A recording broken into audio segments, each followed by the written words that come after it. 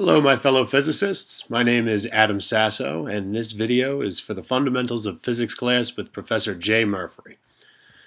My field of study is video game design, and this project focuses on the physical concept of projectile motion and how it is used in video games.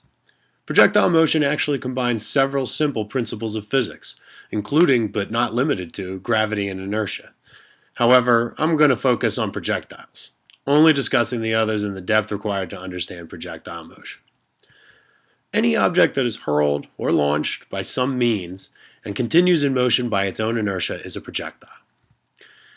This can include rocks, balls, glass, bullets, cars, and grenades. Warning! Do not attempt to launch rocks, balls, glass, bullets, cars, or especially grenades. All projectiles have both a horizontal component and a vertical component of motion. The horizontal component of a projectile's motion is constant, providing the effects of friction from air resistance or contact with the ground are ignored. The projectile will continue along its horizontal path using its own inertia and will cover equal distances in equal intervals of time, because there is no horizontal component of gravitational force. If air resistance is factored in, however, horizontal motion decreases the further along the object moves, which, when combined with the effects of vertical motion, result in the project falling short of its ideal parabolic path.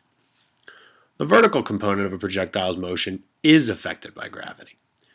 Just as an object in free fall will cover greater distance more quickly the further it falls, as gravity pushes down on it, so too will gravity affect the vertical motion of a projectile.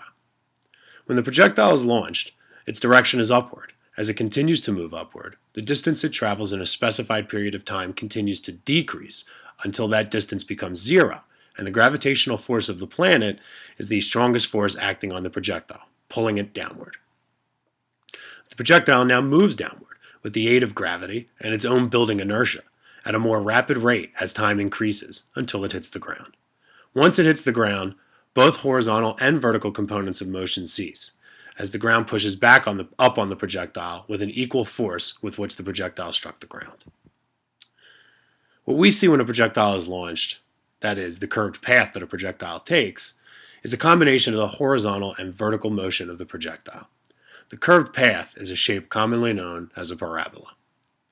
So check out this clip of the game Angry Birds for both a demonstration of the principle and a great representation of how this fits into my field of study, game design.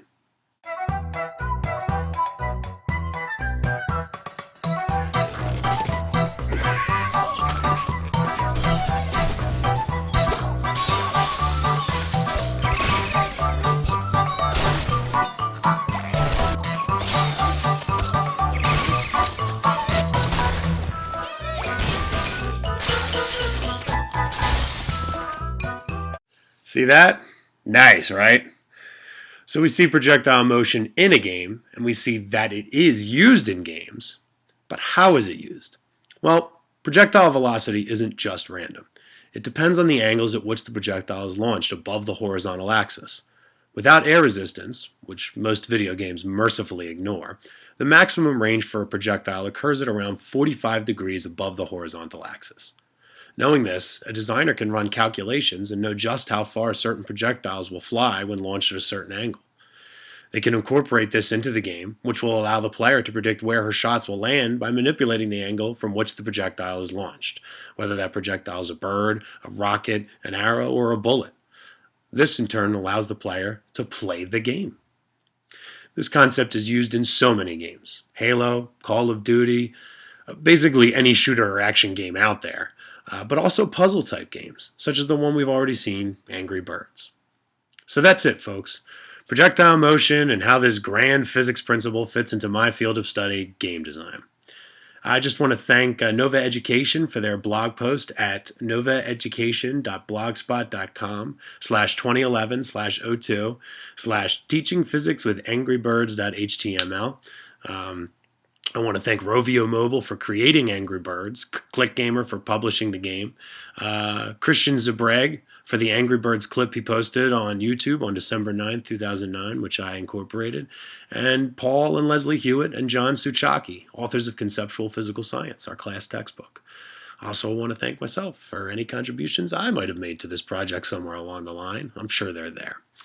So that's it, everybody. Thanks and good luck out there. And remember, the world's only a scary place when you don't know physics.